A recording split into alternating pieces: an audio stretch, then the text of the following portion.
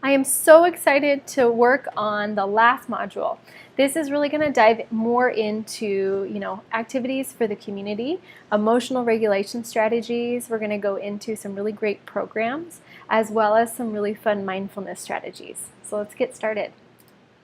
So the first thing that I always love to preface and encourage is really a holistic mindset about everyone involved in the care with your child. So you are involved, maybe some other family members are involved. If your child is going through a hard time and is having difficulty processing their emotions and the sensations in their environment, very, very frequently, because we're sensitive beings. Very frequently, parents will intake a lot of that and be very overwhelmed with situations.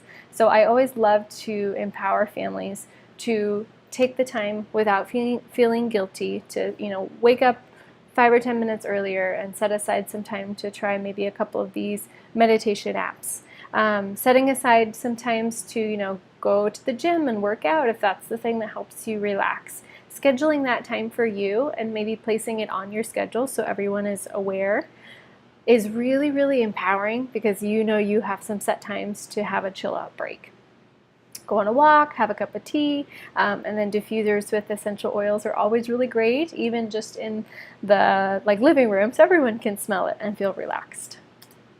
So mindfulness techniques, we really want to consider what mindfulness is. So it's really the ability just to be present and aware. So you're focusing in on your body. You're focusing also aware of your surroundings. So are things really busy right now?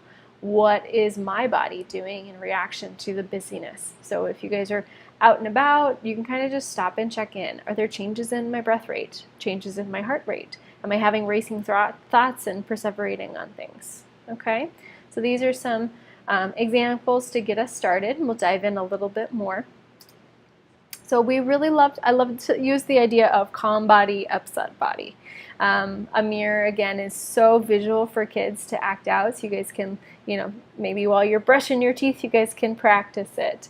If you've got a big mirror in your bathroom or a big mirror maybe in your bedroom, you can act them out of what it would be to be a calm body, where you kind of are focusing in on having calm limbs, versus an upset body. So my arms are shaking, and then recognizing, is my heart rate or my breath rate going too fast, or is it just right?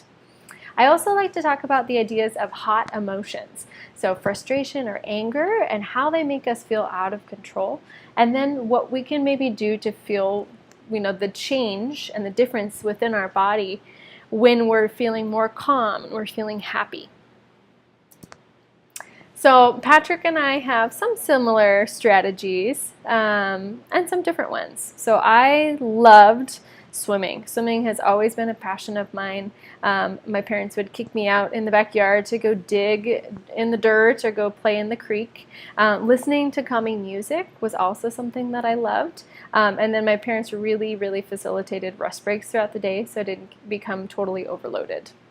I would say probably around age 7 or 8, I started really getting into relax lotions. So they had those like Bath and Body Works essential oil lotions. So I would find the relax version, and a lot of it had lavender, was a scent that was very, very calming. And I would just focus in on the smell and take really, really big deep breaths when I was feeling stressed out.